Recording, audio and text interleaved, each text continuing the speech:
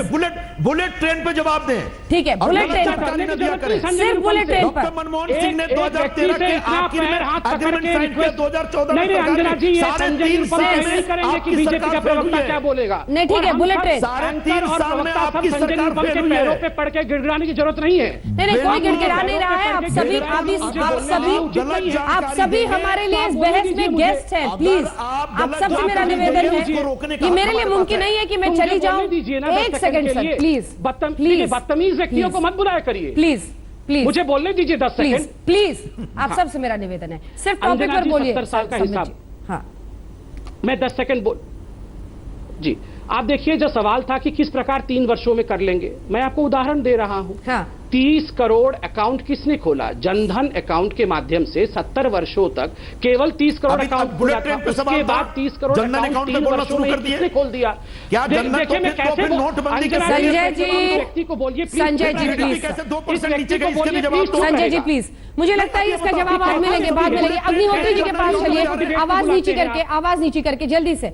अग्निहोत्री जी, एक छोटा सा सवाल आपसे, मैं आऊंगी संबित जी, प्लीज सर, प्लीज। देखिए, ये मेरे लिए फिजिकली पॉसिबल नहीं है कि मैं किसी का जाके मुंह बंद कर दूं। ये सभी प्रवक्ताओं को समझना होगा कि सार्थक बहस के लिए हम टीवी पर बैठते हैं, एक साथ बोलते हैं, जनता भी कहती है कि कैसी बहस आप कराती हैं, सब एक साथ बोलते हैं। ये मेरे लिए फिजिकली पॉसिबल नहीं है कि किसी का मुंह में जाके पकड़ लूं, लेकिन ये सबको समझना पड़ेगा। अग्निहोत्री जी, जल्दी से एक रिएक्शन सर आपसे, क्योंकि ब्रेक का वक्त हो गया है।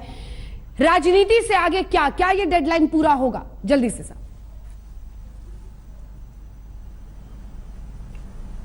ऐसा है कि ये काम करने के लिए काफी काम पहले हो चुका है। ये 5 साल में ही सिर्फ काम नहीं होना है, इसका जो कहते हैं अध्ययन है उसको करते करते 4-5 साल हो चुके हैं जी। और किसी भी हाई स्पीड को बनाने में 10 साल लगते हैं टोटल। तो हमारी समझ ये है कि 5 साल उसमें खर्च हो चुके हैं और 5 हमारे पास बाकी हैं। और इसमें ज्यादातर तो कहते हैं जो ट्रैक है वो एलिवेटेड है, तो एलिवेटेड ट्रैक में तो कोई भूमि अधिग्रहण होना ही नहीं है।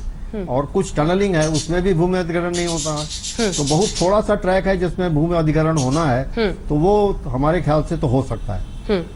आपके ख्याल से ये हो सकता है, और वक्त पर जो डेडलाइन है उसको हम मीट करेंगे एक देश के रूप में। संबित पात्रा जी, मुझे लगता है कि अब सरकार की तरफ से आपको ये जवाब देना चाहिए। एक तो जो देरी हो रही है, क्या उसके लिए सरकार जिम्मेदार नहीं है? जमीन अधिग्रहण का मुद्दा, और आप ही की विपक्षी पार्टी से, विपक्षी इसलिए मैं कह रही हूं क्योंकि गठबंधन में रहते हुए वही लगता है कि विपक्ष है। शिवसेना कह रही है हमने नहीं मांगा था, आपकी प्राथमिकताएं बिल्कुल पूरी तरह से उलट पलट है। इस पर जवाब। देखिए अंजना जी, एक लाइन में कहना चाहूंगा, बुलेट ट्रेन वर्सेस गुल्लक ट्रेन। इससे पहले जो यूपीए की सरकार थी वो केवल हस्ताक्षर करते थे और गुल्लक ट्रेन चलाते थे, पैसा दो, करप्शन करो, यही उनका विषय था। 3 वर्षों के अंदर जिस प्रकार से हस्ताक्षर से लेके पूरा मॉडल तैयार है, आज लोन सैंक्शन हो गया है, वह भी मात्र 0.1% में, लगभग फ्री में। ये अपने आप में ऐतिहासिक है। लैंड एक्विजिशन का जहां तक विषय है, अभी अग्निहोत्री जी ने बताया बहुत छोटा सा लैंड एक्विजिशन होना है। मेजॉरिटी पोर्शन कुछ समुद्र के नीचे है और कुछ ओवरग्राउंड है, जो कि लैंड एक्विजिशन की भी आवश्यकता नहीं है। इतने वर्षों तक कांग्रेस की सरकार ने 1 इंच लैंड एक्वायर नहीं किया। मैं आपको चैलेंज के साथ कहता हूं, वो ऐतिहासिक काम मोदी जी ही करके जाएंगे किसी भी कीमत पर। कांग्रेस की सरकार 1 इंच भी विकास का काम नहीं कर सकती है। संजय जी, छोटा सा। हाँ, पूरा एक देखिए, कोई बुलेट ट्रेन कोई हवा में उड़ के तो जाएगा नहीं। अगर एलिवेटेड ट्रैक पे जा रहा है तो भी जमीन तो एक्वायर होगा, और इनकी वायबिलिटी रिपोर्ट के हिसाब से 857 हेक्टेयर जमीन कितना जमीन एक्वायर कर लिया था 70 वर्षों में? आप लोगों ने इससे पहले जब मनमोहन सिंह ने साइन किया था 1 इंच जमीन एक्वायर किया था। अगर 1 भी इंच जमीन उस समय एक्वायर नहीं किया था तो क्यों नहीं किया था, ये बता दीजिए। आप सुनने, मैं सुनने के नहीं बैठ। इसी के साथ हल्ला बोल के अंत का वक्त आ गया है, लेकिन सवाल यही है कि एक तरफ विपक्ष है जो इस मुद्दे को भुना रहा है, लेकिन दूसरी तरफ ये भी एक सवाल है कि क्या जो अभी रेल के ट्रैक्स हैं उसको ठीक करना, उसकी मरम्मत भी प्राथमिकता नहीं है। लेकिन बहरहाल 15 अगस्त 2022 ये डेडलाइन है और उस दिन हिंदुस्तान बुलेट की सवारी करेगा। देखते रहिए आज तक।